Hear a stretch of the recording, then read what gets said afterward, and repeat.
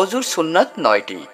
উভয় হাত কবজি গিরা পর্যন্ত ধোয়া, বিসমিল্লাহ বলা, কুলি করা, নাকে পানি দেওয়া, মেসওয়াক করা, সম্পূর্ণ মাথা মাছে করা, প্রত্যেক অঙ্গ ৩ বার করিয়া ধোয়া, উভয় কান মাছে করা, হাত ও আঙুলের খিলাল করা। অজুতে এগুলো ছাড়া আরও কিছু আছে, তা হলো মুস্তাহাব। অজুতে যে ৪ অঙ্গ ধোয়া ফরজ, ওই অঙ্গগুলো ধোয়া হইলেই অজু হয়ে যাবে। অজু ইচ্ছা থাকুক বা না থাকুক তাতে কিছু আসে যায় না। যেমন কোনো ব্যক্তি গোসল করলো কিন্তু অজু করলো না, অথবা কূপে পড়ে গেল, অথবা বৃষ্টির সময় বাইরে দাঁড়িয়ে থাকলো, এতে অজু অঙ্গগুলো দেওয়া হয়ে গেল, তাহলে অজু হয়ে যাবে, কিন্তু নিয়ত না থাকার কারণে অজুর সওয়াব পাওয়া যাবে না।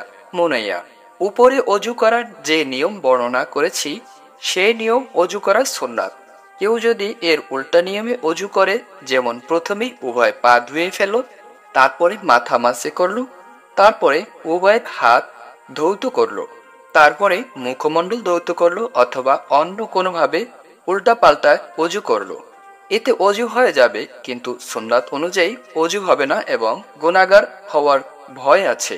আলমগীরি, এভাবে প্রথমে বাম হাতে বাম পা ধুয়ে ফেললেও অজু হয়ে যাবে, কিন্তু মুস্তাহাব নিয়মে খেলাফ হবে। মারাকিউল ফালা ২০।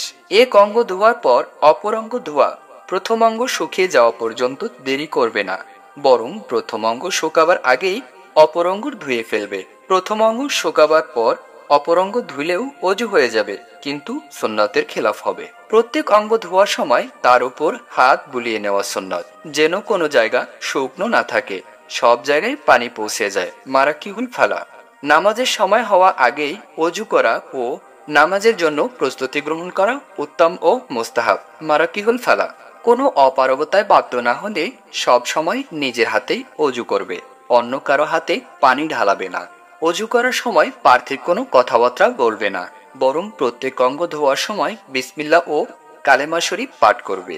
আর পানি যত বেশি পাওয়া যাক না কেন, এমনকি নদীর পাড়ে বসেও অজু করলেও প্রয়োজনের অতিরিক্ত পানি খরচ করবে না, কিংবা এত কম পানিও খরচ করবে না যে ভালোভাবে ধোয়া অসুবিধা হয়। কোনো অঙ্গ ৩ বার বেশি ধোবে না। মুখে পানি দেওয়ার সময় জোরে ছেটা দেবে না। পানি ছেটা দেওয়ার সময় মুখ ও চোখ বন্ধ করবে না। অজুতে এসব করা মাকরুহ ও নিষিদ্ধ। চোখ ও মুখ বন্ধ করার কারণে যদি চোখের পলক অথবা ঠোঁট শুকনো থাকে, অথবা চোখের কোঠারে পানি না পৌঁছায়, তাহলে অজু হবে না। মারাকিউল ফালা ২০। কবিরি ৩৮। আংটি, ছল্লা, চুড়ি, কঙ্কন ইত্যাদি যদি এমন ঢিলা হয় না যে নাড়াচাড়া না দেওয়া ছাড়াই তার নিচে পানি পৌঁছে যায়, তবুও তা নাড়াচাড়া করা মুস্তাহাব।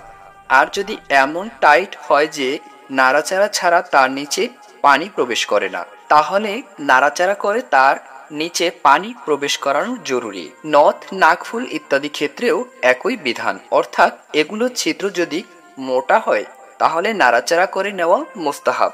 আর যদি ছিদ্র সরু হয়, নাড়াচাড়া ও ঘোরানো ফেরানো ছাড়া পানি পৌঁছানো যদি সম্ভব না হয়, তাহলে মুখ ধোয়ার সময় নাড়াচাড়া ও ঘুরিয়ে ফিরিয়ে নেওয়া ছিদ্রের ভেতরে পানি পৌঁছানো ওয়াজিব।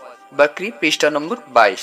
কারণ নখের মধ্যে আঠা লেগে শুকিয়ে গেল এবং তার নিচে পানি পৌঁছালো না, তাহলে অজু হবে না। যখন স্মরণ হয় তখন আঠা দেখলে আঠা ছাড়িয়ে পানি ঢেলে নিবে। পানি পৌঁছাবার আগে যে কয় ওয়াক্ত নামাজ আদায় করা হয়েছে তার সবগুলোই পুনরায় পড়তে হবে। দরুরে মুখতার ১ নম্বর খণ্ড পৃষ্ঠা নম্বর ১৯। কারো মাথায় বা মুখে জরিচুনি লাগানো থাকলে তা এমনভাবে ধুতে হবে যে জরিচুনি উঠে যায়। যদি জরিচুনি না ওঠে তাহলে অজু হবে না। এভাবে মাথায় বা মুখে সম্পূর্ণ জরিচুনি উঠিয়ে মুখ ধুয়ে নিতে হবে। অজু শেষে সূরা ইন্না আনজালনা নিম্নের দোয়াটি পাঠ করবে। আল্লাহুম্মা জাআলনি মিনাত তাওয়াবিনা ওয়া জাআলনি মিনাল মুতাতাহহিরিন ওয়া জাআলনি মিন ইবাদিকাস সলিহিনা ওয়া জাআলনি মিনাল্লাযিনা লা খাউফুন আলাইহিম ওয়া লা হুম ইয়াহজানুন। অর্থাৎ, হে আল্লাহ, আমাকে তাওবাকারী ও গুনাহ থেকে পবিত্র অন্তর্ভুক্ত করুন। আমাকে আপনার নেক বান্দাদের এবং সেসব বান্দাদের মধ্যে শামিল করে নিন যাদের ইহকাল ও পরকালে কোনো ভয় নেই এবং পরকালে যারা চিন্তিত হবে না। অজু করার পর 2 রাকাত নফল নামাজ পড়া উত্তম। অজুর পর যে নফল নামাজ পড়া হয় তাকে তাহিয়াতুল অজু নামাজ বলে। হাদিস শরীফে এর অনেক সওয়াবের বর্ণনা করা হয়েছে। কবিরি পৃষ্ঠা নম্বর 35 থেকে 36।